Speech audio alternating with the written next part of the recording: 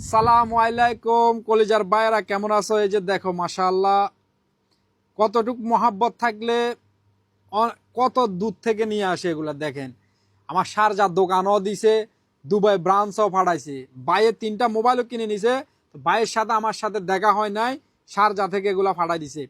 ভাই যে দেখেন কতটুক ভালোবাসার মহাব্বত থাকলে এগুলা দেয়। এগুলা কিন্তু একেবারে তার নিজের হাতের তৈরি, খেতে তৈরি করার তার নিজের হাতে, একদম অর্গানিক, কোনো বেজাল ছাড়া। মাশাআল্লাহ, এই যে দেখেন টমেটো গুলো কত, দেখেন বাজার থেকে কিন্তু কালারটাও আলাদা, একেবারে ফ্রেশ। আরেকটা জিনিস আমি যদি দেখাই, যে কেয়ার গুলো একেবারে একেবারে একেবারে তত্তাজা, তো ঠিক আছে, একেবারে কচি, দেখেন ফুলও করে নাই।